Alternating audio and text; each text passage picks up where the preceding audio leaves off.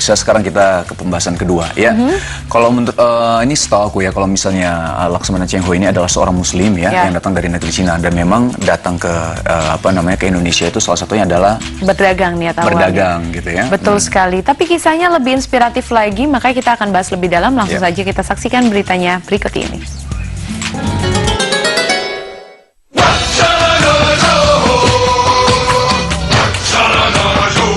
Siapakah Laksamana Cheng Ho?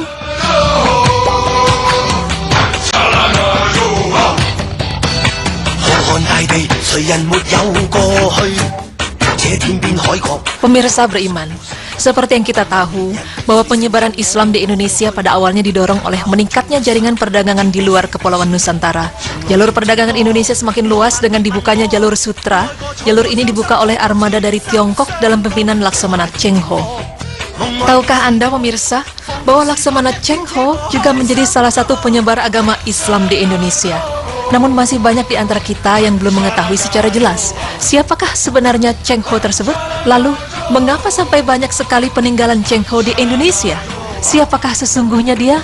Berikut tim berita Islami masa kini akan memaparkannya. Cheng Ho lahir sekitar tahun 1371 di Provinsi Yunnan. Orang tuanya memberi nama Ma He, namun nama kecilnya adalah Man Sanpo, atau yang dalam dialek Fujian diucapkan sebagai Sampo. Ia dilahirkan dari pasangan Ma Hazi dan ibunya Wen.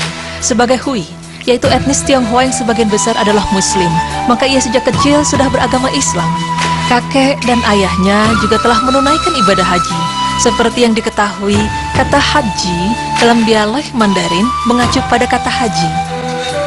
Keluarga Sampo adalah pengikut dari Sa'ad bin Abu Waqqas yang diutus Rasulullah SAW untuk mengembangkan Islam di Tiongkok. Bahkan konon, pamannya telah bertemu dengan Rasulullah SAW dan menjadi sahabat Rasul. Ayah beserta kakek Cheng Ho telah menunaikan ibadah haji. Cheng Ho pun ingin mengikuti jejak ayah dan kakeknya. Sampai akhirnya cita-cita Cheng Ho terwujud untuk menunaikan ibadah haji dalam perjalanan ekspedisinya yang ketujuh sekitar tahun 1431. Karena terlahir di keluarga Muslim, banyak ilmu agama yang telah didapatkannya sejak kecil, sehingga Cheng Ho menjadi ulet, rajin, dan bijaksana.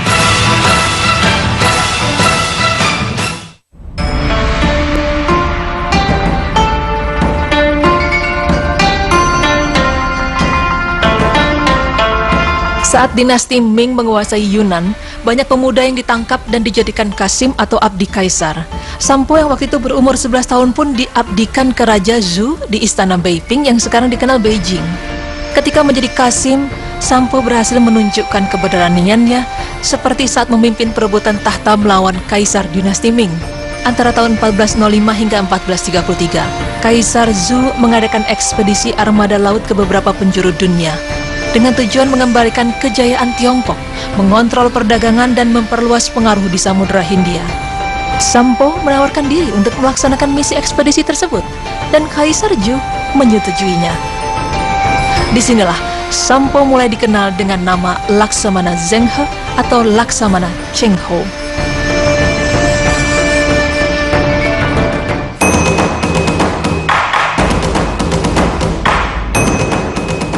Pemirsa beriman, di tahun 1405 inilah armada yang dipimpin oleh Laksamana Cheng Ho melakukan ekspedisi pertamanya. Pelayaran pertama Cheng Ho ini merupakan seabad sebelum pelayaran pelaut pemberani dari Eropa Vasco da Gama. Walaupun jika dibandingkan kapal Vasco da Gama berukuran lebih kecil, yaitu depan panjang 23 meter, lebar 5 meter, sedangkan Laksamana Cheng Ho sekitar 122 meter dengan lebar 52 meter, yaitu depan panjang 23 meter, lebar 50 meter. Pada ekspedisi pertamanya ini, armada Laksamana Cheng Ho berhasil mencapai hingga ke Asia Tenggara, atau semenanjung Melayu, Sumatera, dan Jawa. Lalu di ekspedisi kedua di tahun 1407-1409, dan ekspedisi ketiga di tahun 1409 hingga 1411 yang mampu mencapai India dan Sri Lanka. Pada ekspedisi keempat sekitar tahun 1413-1415, berhasil mencapai Teluk Persia, Arab, dan Afrika Timur. Jalur ini diulang kembali dalam ekspedisi kelima pada tahun 1417 hingga 1419. Kemudian dilanjutkan dengan ekspedisi keenamnya pada tahun 1421 hingga 1422, dan ekspedisi terakhir dilakukan pada tahun 1431 hingga 1433 yang berhasil mencapai Laut Merah. Selama perjalanannya, Laksamana Cheng Ho memberikan hadiah kepada daerah yang dikunjunginya, berupa porselen, sutra, dan barang lainnya. Bahkan ketika di Ceylon, ia membangun monumen 3 agama, yaitu Islam, Hindu, dan Buddha.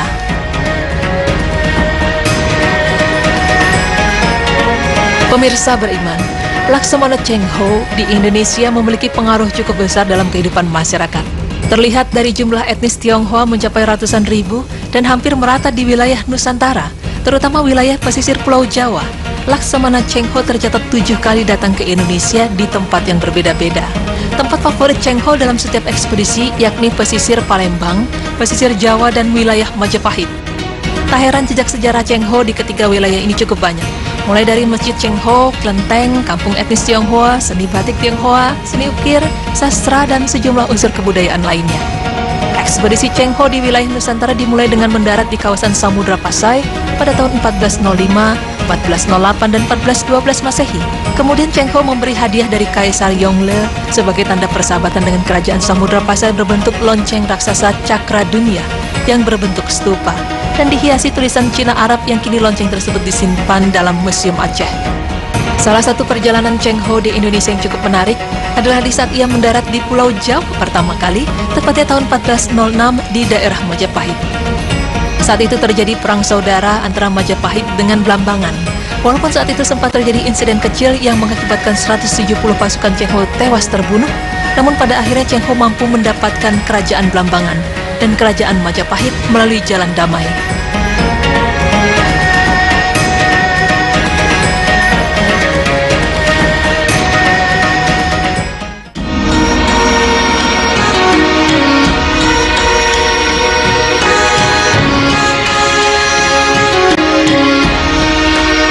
Cheng Ho dikenal sebagai Muslim yang taat.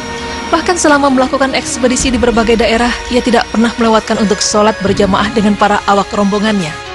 Pemirsa, fakta sejarah lainnya menyebutkan bahwa dalam ekspedisinya, Cheng Ho bukan hanya mengusung misi persahabatan, namun juga membawa aspek dakwah dalam menyebarkan agama Islam ke wilayah Nusantara.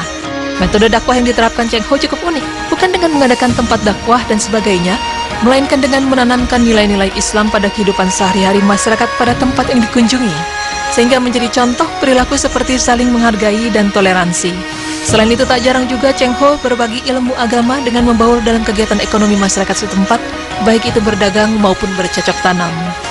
Laksamana Cheng Ho dikenal sebagai sosok Muslim yang memiliki wawasan dan pemikiran terbuka dalam mengemban amanah demi hubungan kemanusiaan, sehingga tidak terjadi lagi pembeda-beda baik itu etnis, budaya maupun agama, sehingga ajaran Islam dapat mudah diterima masyarakat dunia kala itu. Pemirsa, sejumlah fakta sejarah yang ditemukan inilah yang membuat misteri keislaman Laksamana Cheng Ho satu persatu mulai terungkap. Secara tidak langsung hal ini menjawab teka-teki bahwa penyebaran agama Islam di Indonesia bukan hanya berasal dari Arab dan Gujarat saja, namun juga terdapat sentuhan aspek-aspek Tionghoa dalam penyebaran agama Islam di Indonesia. Ini terbukti dengan banyaknya etnis Tionghoa di setiap wilayah Indonesia, dan juga banyak pula masyarakat Muslim Tionghoa di dalamnya. Bahkan banyak juga masjid yang dibangun juga untuk mengenang jasa Laksamana Cheng Ho.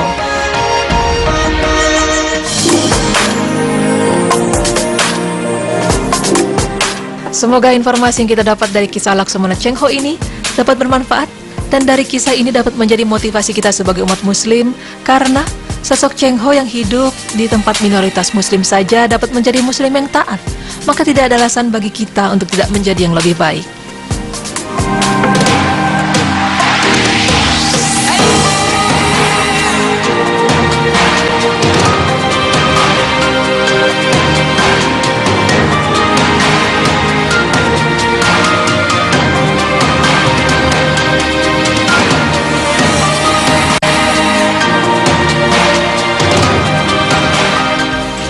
Ya pemirsa, kita udah nambah ilmu lagi nih tentang Laksamana Cheng Ho ya. Jadi emang begitu harusnya seorang pemimpin. Ketika dia memimpin, dia selalu mengajak awak kapalnya untuk